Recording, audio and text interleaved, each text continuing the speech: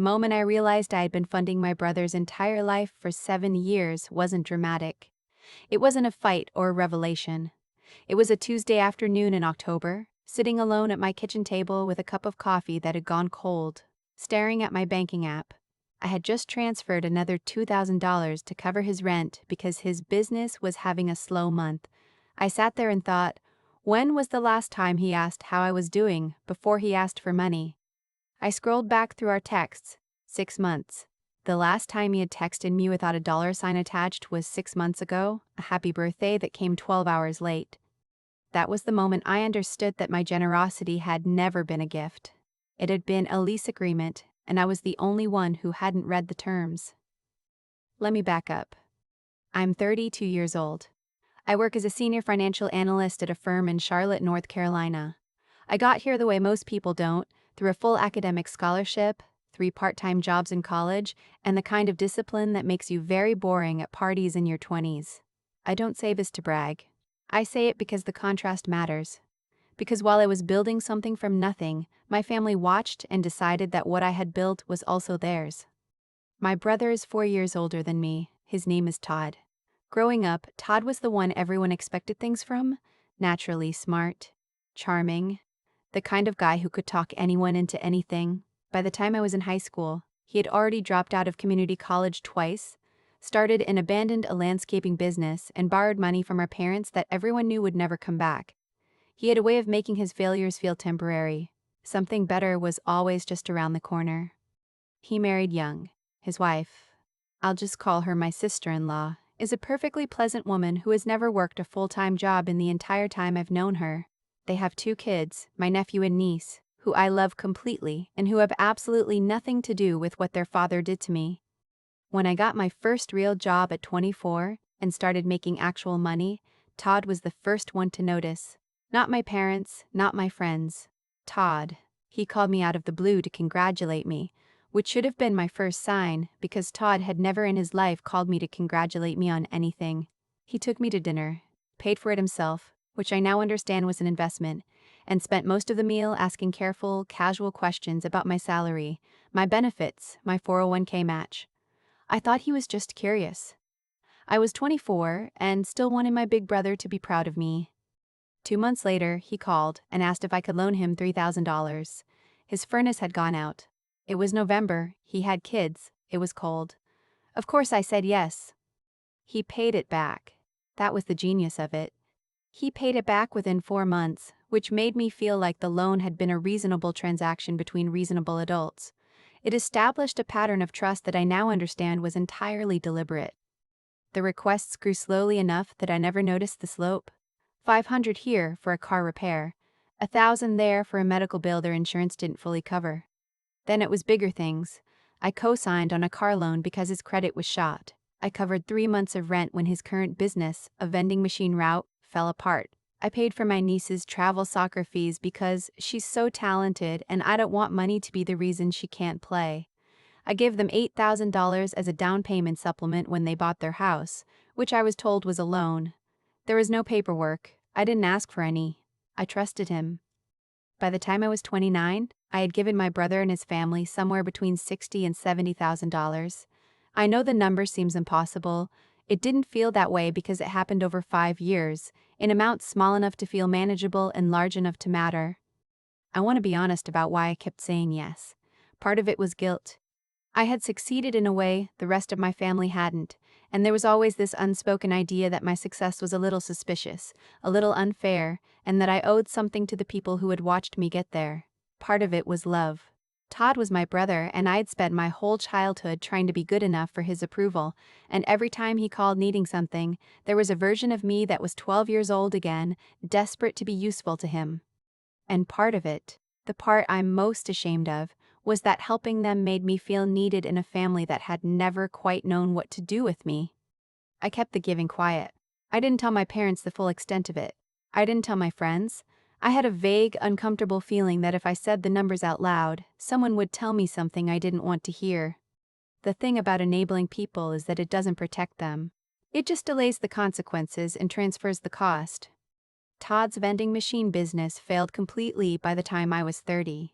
He pivoted, as he always did, into a new idea, a food truck. He had done extensive research. He had a concept, a name, a logo he'd paid someone on Fiverr to make. What he didn't have was capital. He came to me asking for $25,000 as a startup investment. He used the word investment very deliberately. He said I could be a silent partner. He said the margins on food trucks were excellent. He had printed out articles. I said I needed to think about it. I spent 2 weeks actually looking into it. The failure rate for food trucks in the first year is somewhere around 60%. Todd had no culinary training, no operational experience, no commercial kitchen background. The research he had done was surface-level optimism dressed up as a business plan.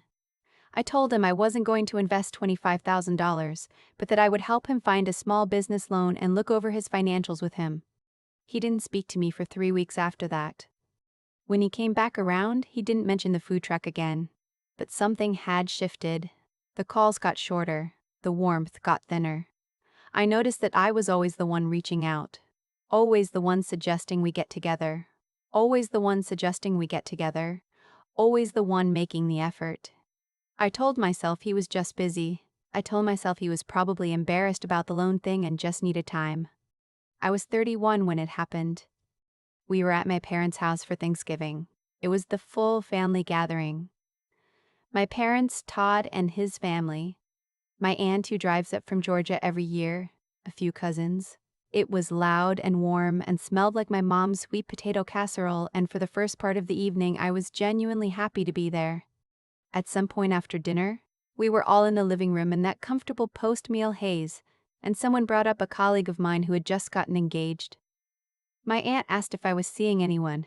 I said no, not currently, and smiled and moved to change the subject, because I have heard this question approximately 10,000 times and have developed a smooth conversational pivot that usually works. Todd's wife said, without looking up from her phone, that it was kind of sad that I was still single at my age, given everything I had going for me. I let that go. Then Todd laughed, not meanly, just carelessly, and said, "She's married to her job. Always has been. Some people just choose that life."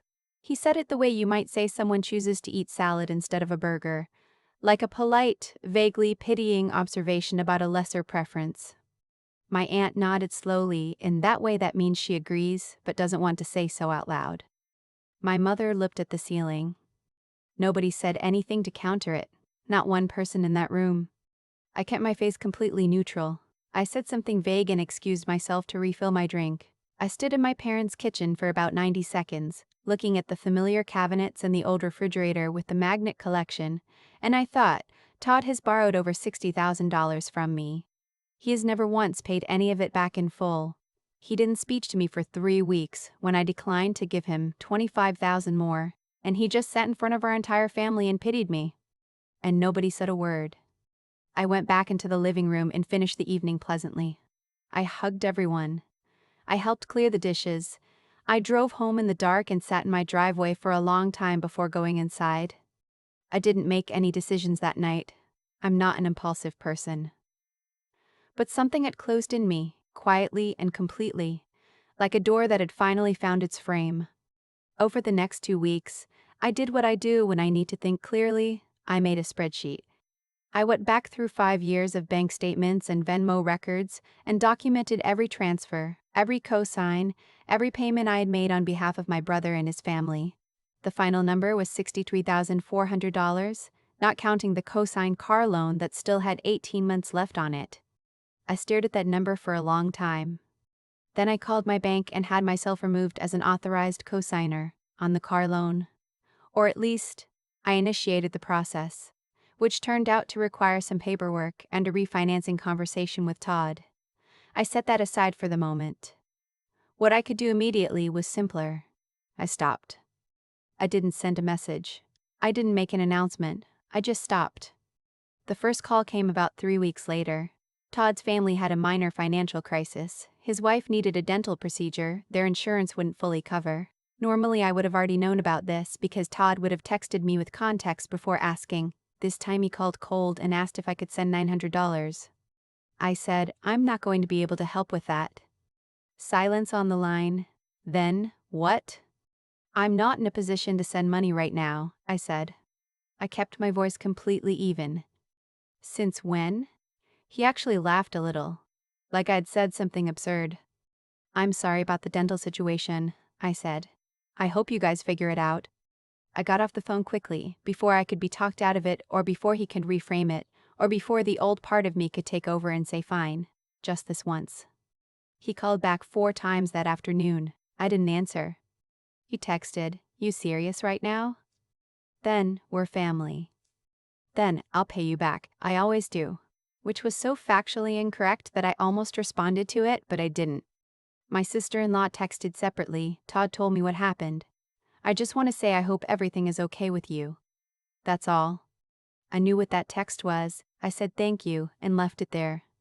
The real escalation started when Todd called my mother. I found out because my mother called me the next morning, upset, asking what was going on between me and my brother.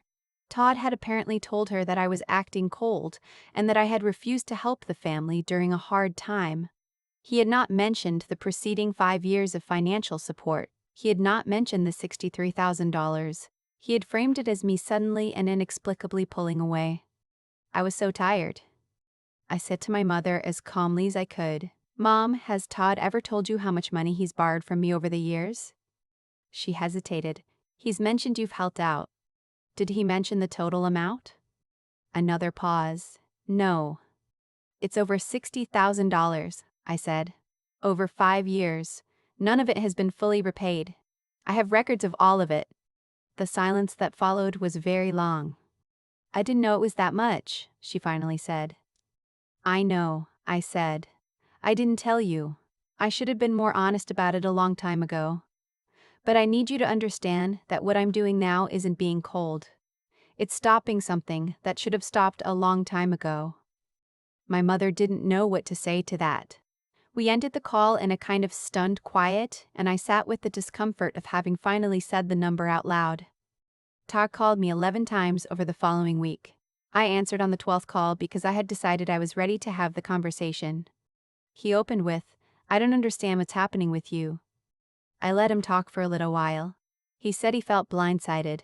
He said he thought we had an understanding. He said things had been hard for him in ways I didn't appreciate because my life had been so much easier than his. I waited until he was finished. Then I said, "Todd, over the past 5 years I have given or lent you $63,000.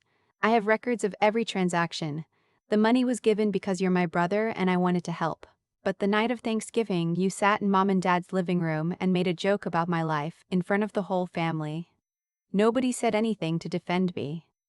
And it made me realize that what I thought was a relationship based on mutual care was something else." He started to speak. I kept going. "I'm not doing this to punish you. I'm doing this because I finally understand that I have been prioritizing your financial stability over my own well-being for years, and I'm done with that. I'll honor what I've already committed to, but I won't be taking on any new financial obligations for you." He said I was being dramatic. He said a lot of things after that. He said I was holding a stupid joke against him. He said I had always had a chip on my shoulder about being the successful one.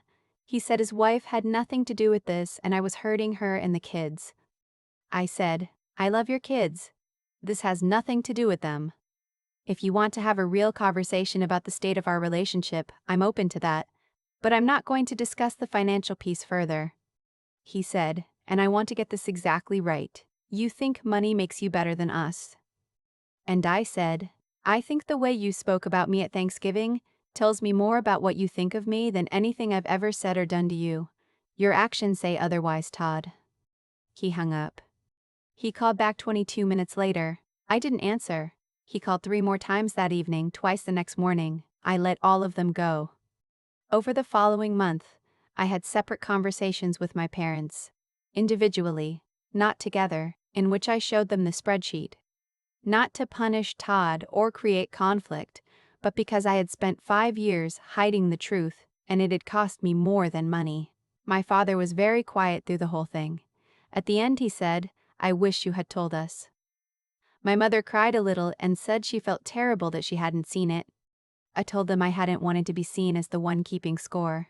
They both nodded. My father said, That's still keeping score, sweetheart. You just did it privately.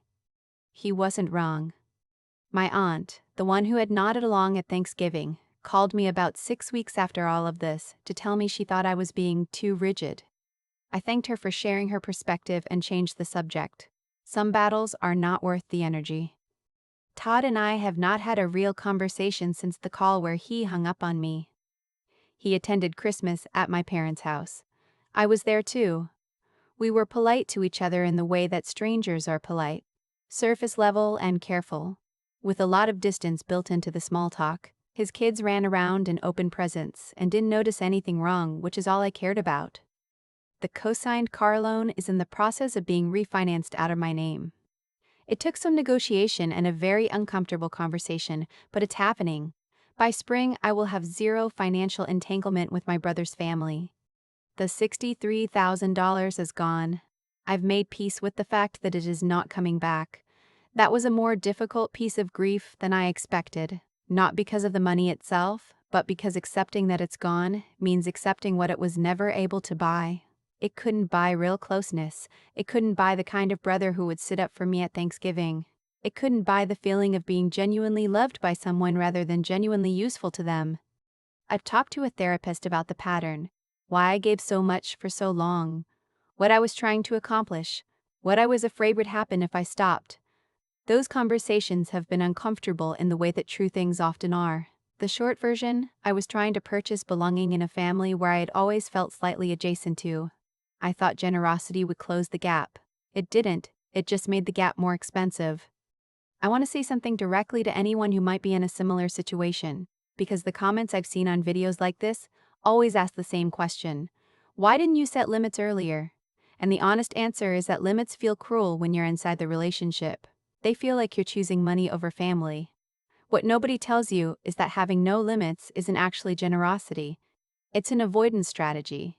It's a way of paying to keep the peace instead of doing the harder work of being honest. I am 32 years old. I am completely financially untangled from my brother for the first time in my adult life. I am in the best financial position I have ever been in. I have good friends, work I find meaningful, an apartment I love in a city I chose for myself. I am single and I am not lonely, and I am not waiting for some other life to begin.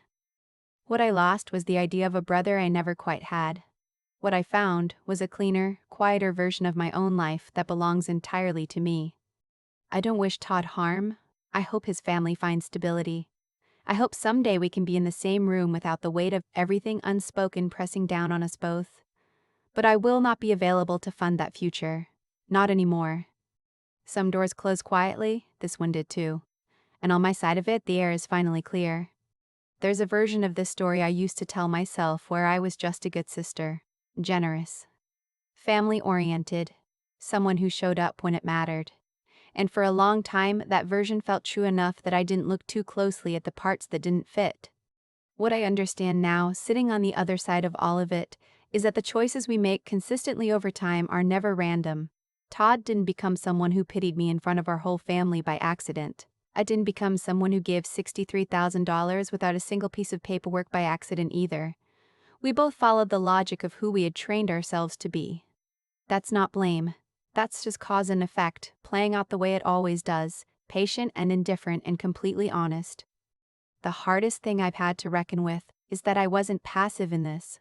I made active choices to keep giving, to stay quiet about the numbers, to let the discomfort of setting a limit feel worse than the reality of not having one. I told myself I was being kind. What I was actually doing was avoiding the harder, more decent thing, which was, to be honest, early, about what I could give and what I couldn't. Real integrity isn't about how much you're willing to hand over. It's about whether your actions are actually aligned with what you believe. I believed people should be self-sufficient. I believed family relationships should be mutual. I acted against both of those beliefs for 5 years because honesty felt unkind in the moment. That's not virtue. That's avoidance, dressed up as generosity. The clarity came when I finally did the thing I had been avoiding.